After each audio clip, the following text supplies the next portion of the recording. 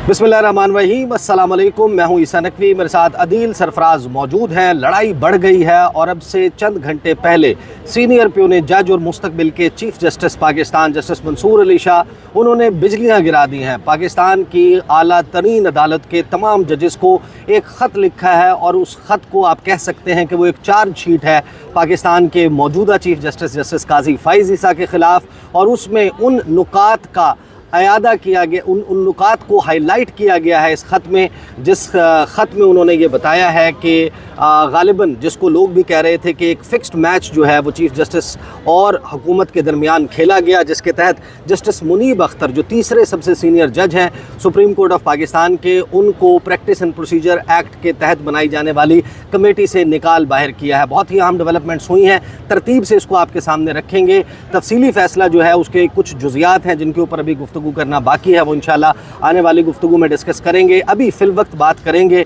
कि जैसे ये तफसीली फ़ैसला आया, सबको मालूम है कि आज प्रैक्टिस एंड प्रोसीजर एक्ट के तहत बनने वाली कमेटी का इजलास भी होना था, जिसने सुप्रीम कोर्ट ऑफ पाकिस्तान में अहम तरीन मुकदमात फ़िक्स करने के हवाले से मीटिंग के बाद फ़ैसला करना था कि कौन सा बेंच कौन से मुकदमात सुनेगा, किस चीज़ का रिव्यू फ़िक्स होगा, किसका नहीं होगा। और आपको मालूम है कि जो practice and procedure act committee का बैकग्राउंड है, काजी फ़ाइज़ ईसा साहब वो किस तरह कहते थे कि मास्टर ऑफ द रोस्टर जो है वो एक चीफ़ जस्टिस नहीं हो सकता, ये बादशाहत है, ये जुडिशल डिक्टेटरशिप है। और फिर एक कानून बनाया गया जस्टिस उमर अता बंदयाल के दौर में कि अब जो है वो एक कमेटी जो है वो ये सब कुछ करेगी, और कमेटी में 3 जज शामिल होंगे, चीफ़ जस्टिस, सीनियर प्यून जज और तीसरा सबसे सीनियर जज। ये मामला बड़ी खुशउस्लूबी से चलता रहा। जब मार्च की 10 तारीख को 2024 रिटायर हो गए सरदार तारिक मसूद साहब और उस कमेटी में तीसरे सीनियर मोस्ट जज बन गए जस्टिस मुनीब अख्तर, और फिर मामला काजी फ़ाइज़ ईसा साहब के हाथ से निकल गया।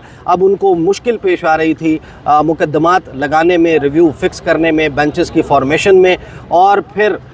एक एपिसोड हुआ जो अरशद शरीफ केस के हवाले से या फिर मखसूस नशिस्तों का रिव्यू लगाने के हवाले से। उसकी आफ्टर मैथ में जो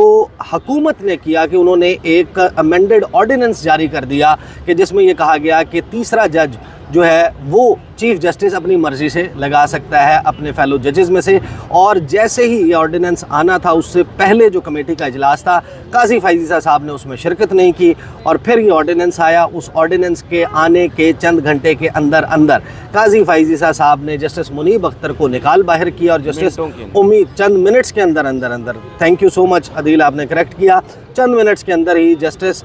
मुनीब अख्तर को बाहर कर दिया गया। जस्टिस अमीनुद्दीन खान को उस कमेटी में शामिल कर लिया गया। आज उसका इजलास होना था, लेकिन आज फिर वही किया। जस्टिस मंसूर अली शाह उसमें शिरकत नहीं की, और फिर उनका एक ख़त है जो अब मंजर आम पर आ चुका है, वो तमाम जजेस को लिखा गया है। अदील से पहले इसकी जुज़ियात पूछकर मैं कुछ पैराग्राफ्स जो हैं वो बाद में आपके सामने पढ़ूंगा, और मैं आपको बताऊंगा कि उसमें जो लिखा गया है जस्टिस मंसूर अली शाह की तरफ से, आप उसको ये कह सकते हैं कि वो एक चार्ज शीट है मौजूदा चीफ़ जस्टिस के ख़िलाफ़। जी बहुत बहुत शुक्रिया ईसा नकवी साहब। जस्टिस मंसूर अली शाह साहब ने इस ख़त में एड्रेस किया है जो सेक्रेटरी हैं practice and procedure committee Jazeela Aslam साहिबा, जो रजिस्ट्रार भी हैं सुप्रीम कोर्ट की, और उन्हें ये डायरेक्ट किया है जस्टिस मंसूर अली शाह साहब ने कि इस ख़त को 2 जजेस साहिबान जो कि 3 रुकनी कमेटी का हिस्सा हैं, जस्टिस काजी फ़ाइज़ ईसा और जस्टिस अमीनुद्दीन खान, उनके सामने रखा जाए और मिनट्स ऑफ द मीटिंग में भी इस ख़त को शामिल किया जाए। अब इसी वजह से ये जो मिनट्स ऑफ द मीटिंग में शामिल करने की बात हुई है, नज़र यही आ रहा है कि शायद अब की बार फिर मिनट्स ऑफ द मीटिंग जारी नहीं होंगे। अब इस ख़त में जस्टिस मंसूर अली शाह ने 2 टोक अंदाज में ऑर्डीनेंस के तहत कायम जो असर-ए-नौ तश्कील शुदा कमेटी है practice and procedure Aminuddin Khan वाली कमेटी, बिल्कुल, इसमें शमूलियत से इनकार कर दिया है। वो ये कहते हैं कि प्रैक्टिस एंड प्रोसीजर एक्ट की तश्कील का फ़ैसला फुल कोर्ट का था।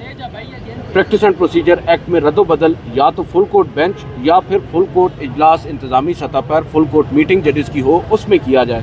तभी ये मुमकिन है। चीफ जस्टिस काजी फ़ाइज़ ईसा की जानिब से पहले वाली कमेटी की बहाली तक इजलास में शिरकत नहीं कर सकता, यानी जस्टिस मुनीब अख्तर को जब तक आप कमेटी में वापस नहीं लेकर आएंगे, मैं उस कमेटी का हिस्सा नहीं बनूंगा। वजह आगे चलकर वो मज़ीद बताते हैं। मज़ीद वो ये कहते हैं कि जल्दबाजी में प्रैक्टिस एंड प्रोसीजर ऑर्डिनेंस लाया गया। उसके बाद वो ये कहते हैं कि तरमीमी ordinance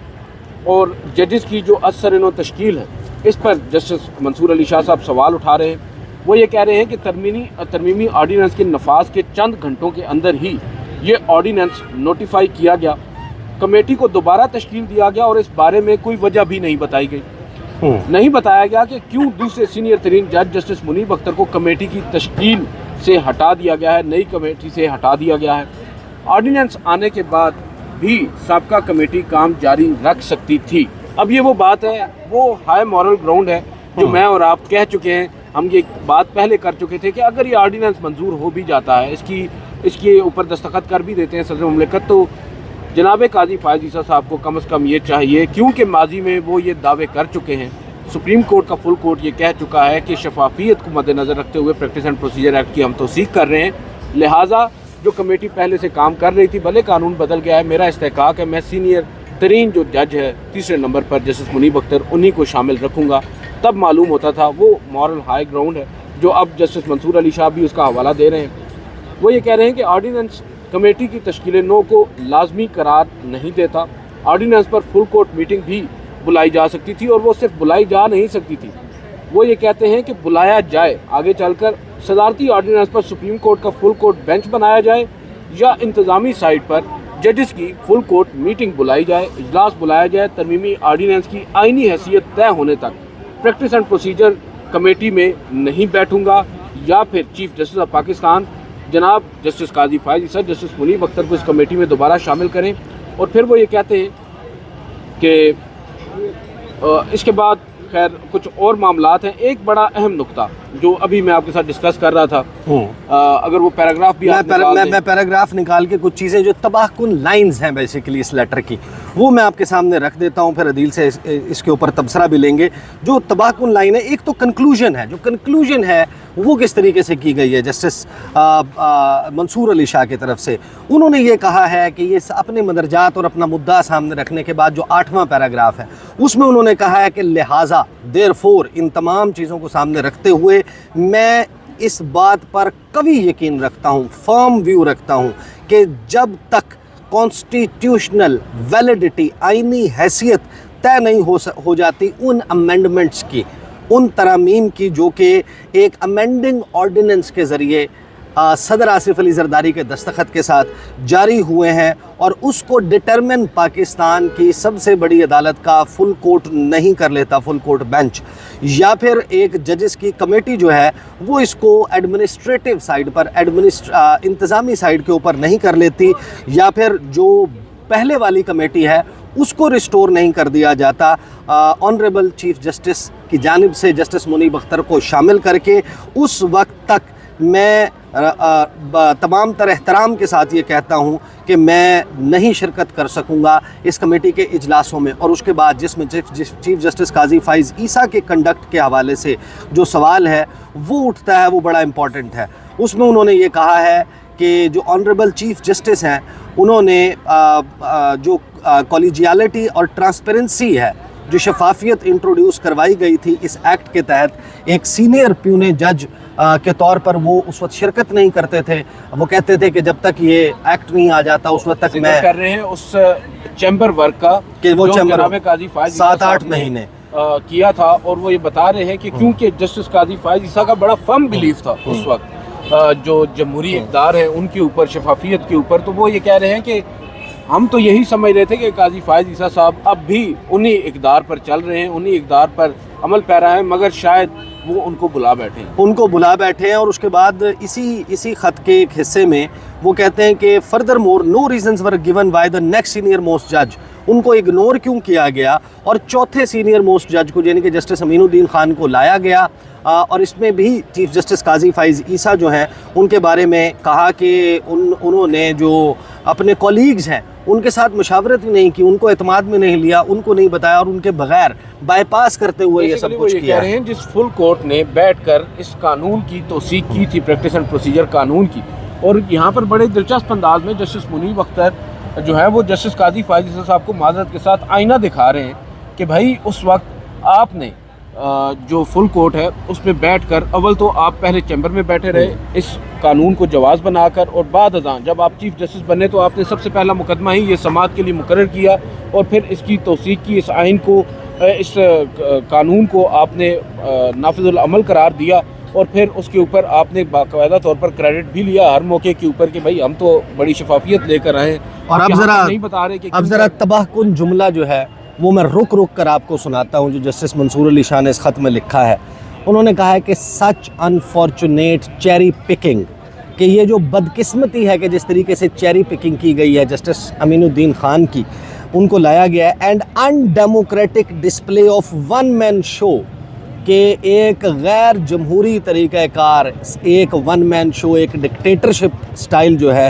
are precisely what the act tried to discourage and replace, कि यही तो उस एक्ट का मर्ज़ी और मंशा थी कि एक डिक्टेटर के तौर पर, आमिर के तौर पर एक शख्स जो है वो ये तमाम फ़ैसले ना करे। A stance that was upheld by the full court bench of this court in Raja Amir case, कि यही तो हमने कहा था। चीफ़ जस्टिस ऑफ पाकिस्तान ने अब बिल्कुल गालिबन वही किया है जो कि इससे पहले होता था, और एक अनडेमोक्रेटिक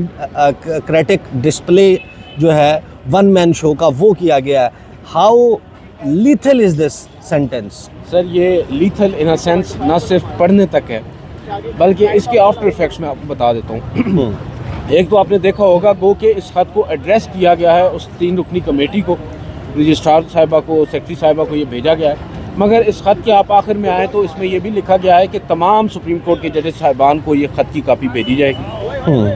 अब मैं ये समझता हूँ इसमें एक मौके के ऊपर जज साहब ने एक बात ये भी लिखी है, अब तो बगावत है, ये खुली जंग है। वो बाकायदा ये देखे ना, the concentration of ultimate administrative powers in the hands of a single individual such as the chief justice runs counter to the ideals of democratic governance and judicial fairness, कि अदालती फेयरनेस, शफाफियत के बरखिलाफ है, जमहूरियत के ख़िलाफ़ है कि एक शख्स के, एक इंडिविजुअल के हाथ में जो कि चीफ जस्टिस है, इतनी अल्टीमेट एडमिनिस्ट्रेटिव पावर्स जो हैं वो दे दी जाए। इससे भी ज़्यादा ख़तरनाक एक बात है, वो ये कह रहे हैं कि ये जो अब 3 रुकनी कमेटी असर नौ तश्कील करदा 3 रुकनी कमेटी एक आर्डीनेंस के ज़रिए अगर कोई बेंचेस तश्कील देगी, उन पर भी उन्होंने शकूक व शुबहात का इजहार किया है। जस्टिस मंसूर अली शाह साहब ने कहा है कि वो कमेटी जिससे फुल कोर्ट की हिमायत हासिल नहीं है, ना ही फुल कोर्ट बेंच की, ना ही फुल कोर्ट इजलास की, उस कमेटी के तश्कील करदा जो बेंचेस हैं वो भी इन क्वेश्चन हैं, उनके ऊपर भी डाउट्स हैं, इन डाउट्स को भी दूर करना है। अगर वो दूर नहीं होते तो फिर ईसा नकवी साहब, पहले एक जज ने चंद माह चैम्बर वर्क किया था, अब की बार नामालूम कितने लोग करते हैं, 8 जजेस तो हमें नज़र आ रहे हैं। क्योंकि जो गेम पड़ रही है, जिस तरह के हालात जा रहे हैं नाज़रीन, नज़र यही आ रहा है कि जस्टिस मंसूर अली शाह अब हमें 1 साल पहले के जनाब काजी फायजी साहब मालूम हो रहे हैं। जो काम उस वक्त जस्टिस काजी फायजी साहब इसी प्रैक्टिस एंड प्रोसीजर कानून को जवाज़ बनाकर कर रहे थे, अब उनके साथ वही काम जस्टिस मंसूर अली शाह कर रहे हैं और उन्हीं ग्राउंड्स के ऊपर कर रहे हैं, उन्हीं ग्राउंड्स पर कर रहे हैं। और इसी तर्ज पर खतूत लिखते थे जस्टिस काजी फायजी साहब, जिस तर्ज पर आज तो जस्टिस काजी फायजी साहब पढ़ रहे होंगे और देख रहे होंगे कि कहीं ये मंसूर अली शाह साहब ने मेरा नाम काट के तो अपना नहीं लिख लिया। बिल्कुल वही सूरत जो है वो अब नज़र आ रही है, और एक खुली जंग का तासुर, एक खुली लड़ाई का तासुर जो है वो अब ज़बान ज़द आम है। ये सबको मालूम है कि जो तफसीली फ़ैसला आया उसके बाद हुकूमती रवैया और वो वकला जो कि एक तरीके से उस सोच को या उस नुक्ते नज़र को रिप्रेजेंट करते हैं जो हुकूमत का या पाकिस्तान के ताकतवर इदारों का है, वो भी जो वाइब्स देते हुए नज़र आ रहे हैं। लगता ही है कि 8 जजेस के इस फैसले पर अमल दरामद नहीं होना, और अब इस ख़त के और इस कमेटी के आफ्टर मैथ में कुछ केसेस फिक्स हो चुके हैं, उनके ऊपर आने वाली वीडियोज़ में इंशाल्लाह बात करेंगे। अब तक के लिए इतना ही, मुझे और अदील सरफराज को इजाज़त दीजिए। अल्लाह हाफ़िज़।